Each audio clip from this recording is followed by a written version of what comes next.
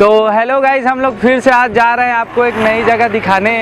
यह जगह नया नहीं है, लेकिन जो वहाँ पे बना है वह नया है। तो अभी हम हैं तामासिवनी में, जहाँ से हमको और जाना है नया पारा, जो यहाँ से 21 किलोमीटर की दूरी पर है।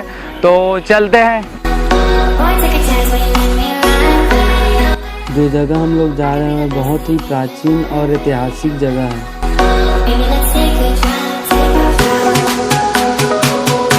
और ये है तोरला गांव और यहाँ से नया पारा की दूरी है 16 किलोमीटर।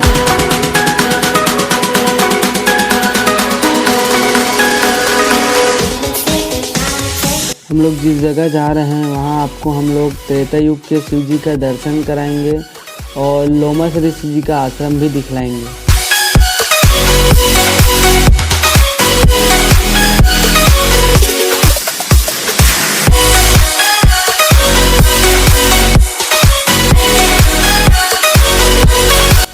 और यहाँ से नवा पारा की दूरी है 10 किलोमीटर। और ये है ग्राम जौंदा। और जो लेफ्ट में आप रास्ता देख रहे हैं वो जाएगा चंपारण, जो धार्मिक स्थल है। चंपारण की दूरी यहाँ से 5 किलोमीटर है।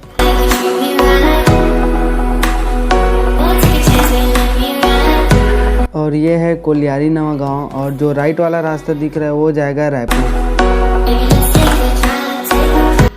यहाँ से नवा पारा की दूरी है 5 किलोमीटर।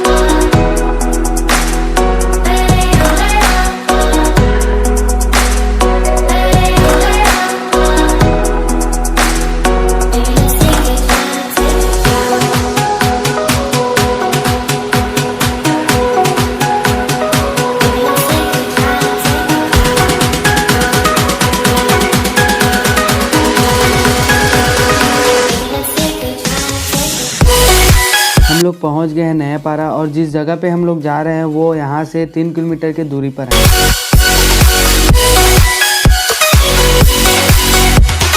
जो राइट वाला रास्ता दिख रहा है वो जाएगा नया पारा और लेफ्ट में जो रास्ता है वो जाता है सीधा राजी।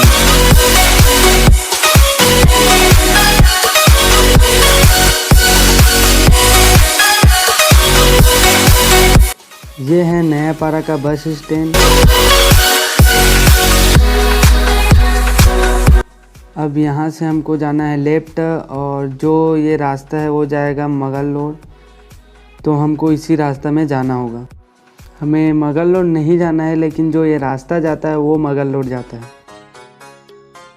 अब हमें यहाँ से जाना है राइट और यहाँ से वो जगह लगभग 1 किलोमीटर की दूरी पर होगा।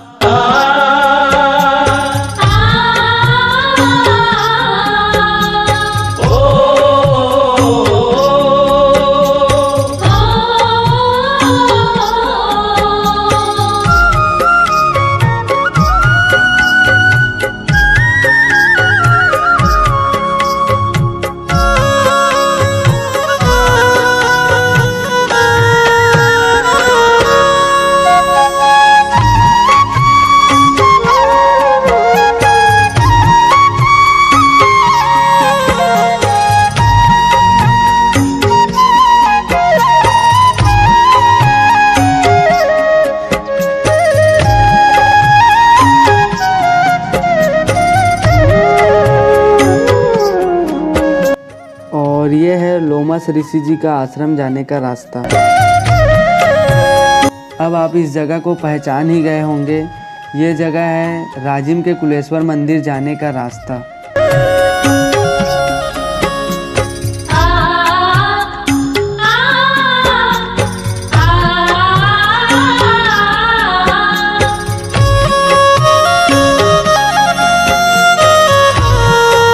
तो गाइज़, अभी हम हैं राजिम के कुलेश्वर मंदिर में, जो आप देख सकते हैं। और आप ये कुलेश्वर मंदिर को तो जानते ही होंगे, क्योंकि ये बहुत प्राचीन है। और अभी हम लोग आपको दिखाने आए हैं यहाँ का लक्ष्मण झूला, जो अभी बना हुआ है, लेकिन अभी स्टार्ट नहीं हुआ है। आप देख सकते हैं।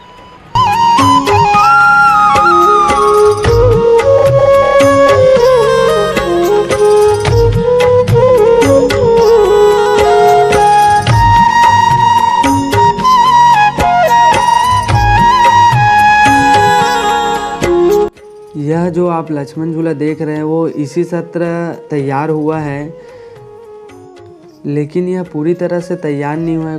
कुछ कार्य बचा हुआ है जो लगभग 1 महीने में पूरा हो जाएगा। तो अगर आप आना चाहते हैं तो 1 महीने बाद आए और लक्ष्मण झूला का आनंद भी ले सकते हैं। ये जो लक्ष्मण झूला है वो लोमस ऋषि जी के आश्रम से उस पार जो मामा भाचा के मंदिर बना हुआ है वहाँ तक का बनाया गया है। लक्ष्मण झूला बनाने का एक फ़ायदा है, जो आप बरसात के दिनों में भी आप कुलेश्वर नाथ का दर्शन कर सकते हैं, जो कि पहले आप नहीं कर सकते थे क्योंकि यहाँ पूरा पानी भरा रहता था और मंदिर तक आने के लिए रास्ता नहीं था, क्योंकि यह मंदिर नदी के बीच में स्थित है। और ये है कुलेश्वर नाथ मंदिर।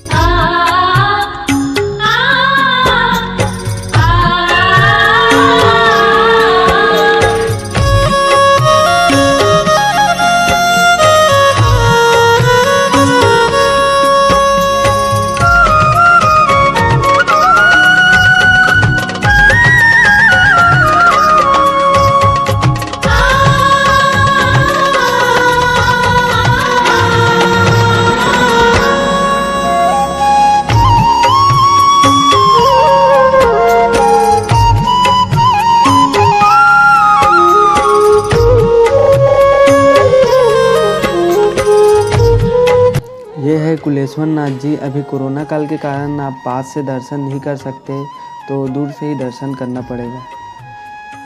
लेकिन जब कोरोना काल नहीं था तो अंदर जाके दर्शन किया जा सकता था।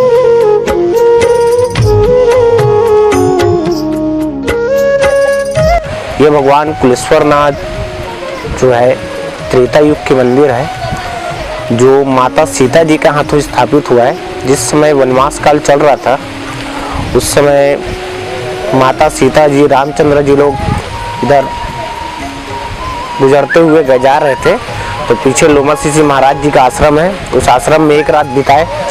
फिर सुबह स्नान करने आए तो माता सीता जी के हाथों भगवान शिव जी का निर्माण हुआ है। उसके बाद पूजा अर्चना करने के बाद राम जी से चर्चा करने लगी कि भगवान शिव जी का क्या नाम रखा जाए। तो रामचंद्र जी बोले कि कुल के राज के लिए इनका नाम रखा जाए उत्पलेश्वर नाथ। तो उस समय से लेकर आज तक इनका नाम पड़ा है उत्पलेश्वर नाथ। जो भी दर्शनार्थी है आते हैं इनका नाम श्री कुलेश्वर नाथ महादेव से प्रणाम करते हैं। ये त्रेता युग के मंदिर है। भगवान रामचंद्र जी के आदेश अनुसार विश्वकर्मा जी के हाथों निर्माण हुआ है। और बोलते हैं कि ये मंदिर पूरा नीचे से है, तो उसके बारे में हाँ, ये मंदिर नीचे से नहीं है। इसका जो नींव है कम से कम 10 फीट नीचे गया हुआ है, और शिव जी जो है कम से कम 30 फीट ऊपर आया हुआ है। मंदिर निर्माण होने के बाद तो शिव जी का जो आकार है नीचे ऐसे पूरे लिंग 30 फीट नीचे तक के जाकर निर्माण हुआ है। उसके बाद जब मंदिर का निर्माण हुआ है तो शिव जी जो है धरती को तोड़ते हुए फिर से उत्पन्न हुए हैं, फिर दर्शन दिए हैं।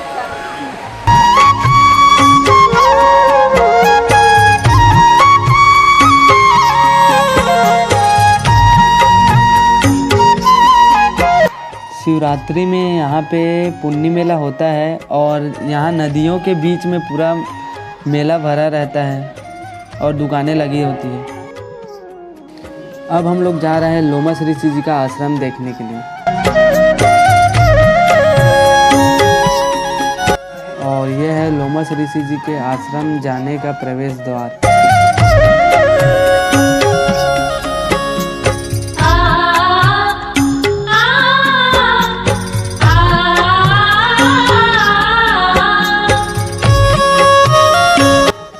और ये है राधा कृष्ण मंदिर, और जो आगे देख रहे हैं आप वो है लोमस ऋषि जी का आश्रम।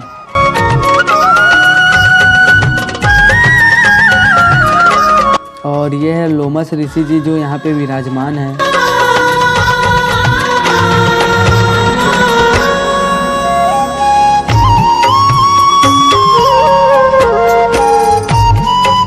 और ये है त्रिवेणी संगम। यहीं पर अरपा पैरी और सोंढू नदी का संगम होता है।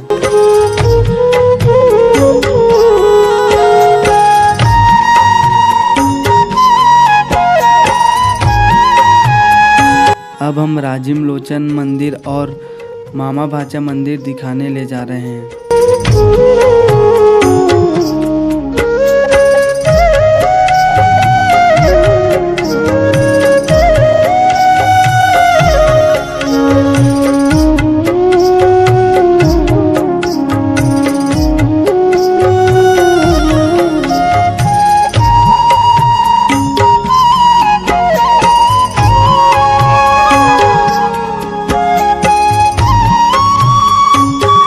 और ये है नेहरू बाल उद्यान और ये नेहरू घाट।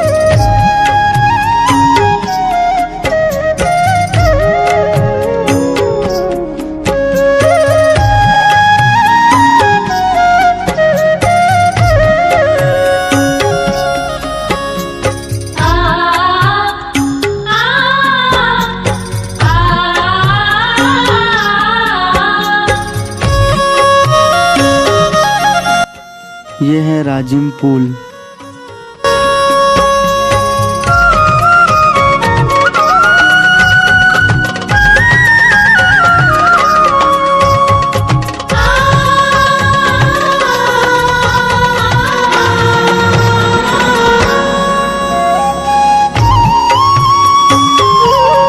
और ये है राजिम जो कि गरियाबंद ज़िले के अंतर्गत आता है।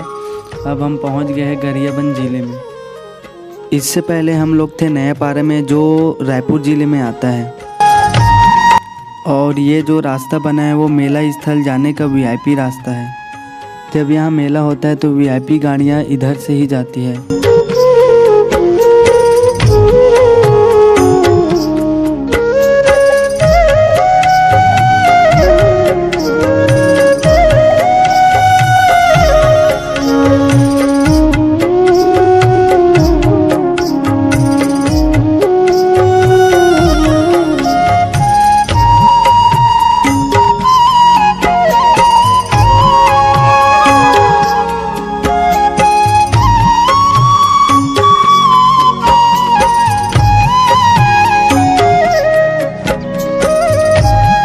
ये है यहाँ का स्टेज।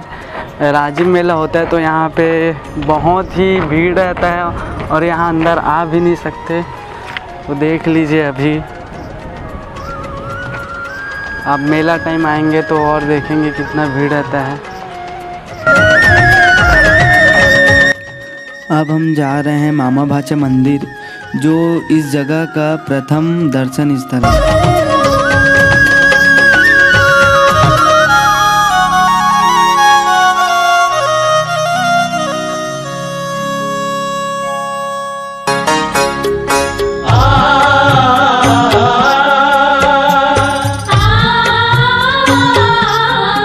और ये है कुलेश्वर नाथ के मामा जी श्री पंचेश्वर नाथ। और यहाँ पे होता है भव्य मेला जो यहाँ पे पूरा नदियों में सामान भरा रहता है और दुकानें लगी होती है। यहाँ 15 दिनों तक नदियों के बीच में मेला भरा रहता है। और यहाँ पे होता है गंगा आरती जो बहुत ही बेहतरीन रहता है। अभी लक्ष्मण झूला बनने की तैयारी चल रहा है, कार्य प्रगति पर है। और यह है भूतेश्वर नाथ जी।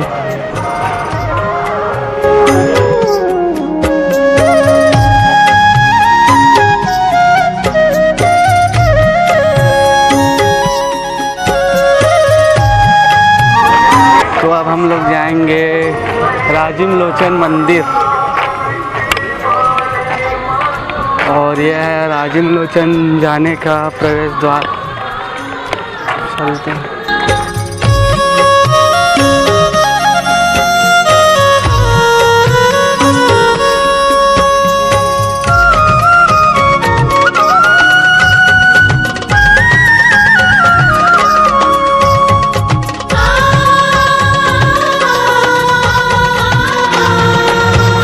यह है राजिम भक्ति माता जी का मंदिर।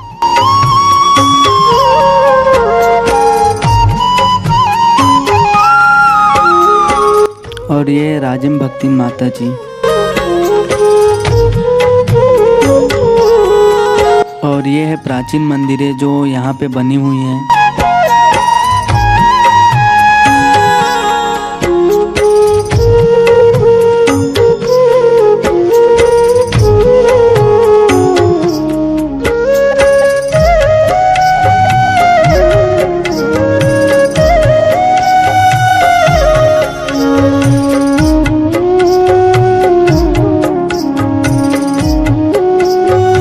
और ये है श्री राजेश्वर नाथ जी।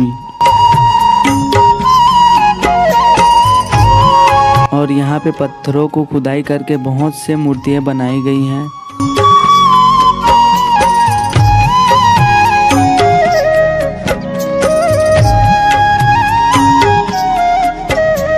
और ये जो मूर्तियाँ बनी हुई हैं बहुत ही प्राचीन हैं।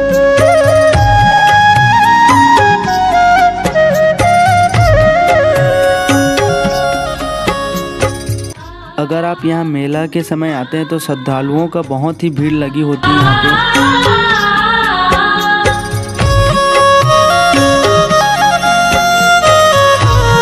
और ये है राजिम लोचन भगवान जी का मंदिर, और जो आप सामने देख रहे हैं वो राजिम लोचन भगवान जी हैं।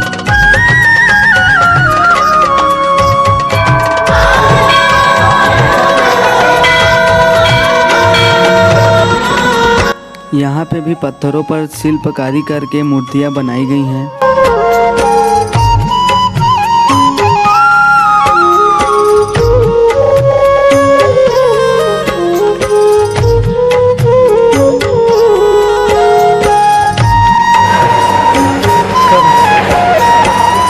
अब जा रहे हैं हम लोग राजिम लोचन का दर्शन कर लिए।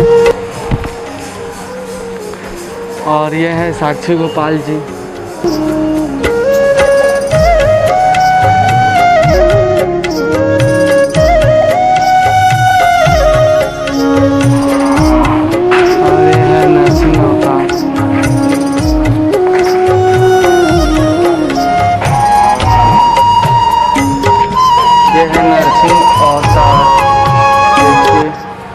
ये है नरसिंहनाथ जी।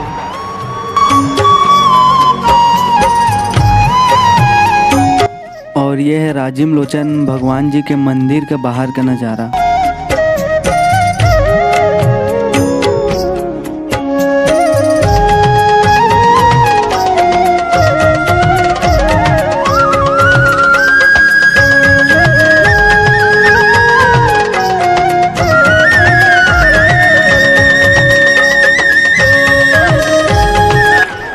और ये है वामन अवतार।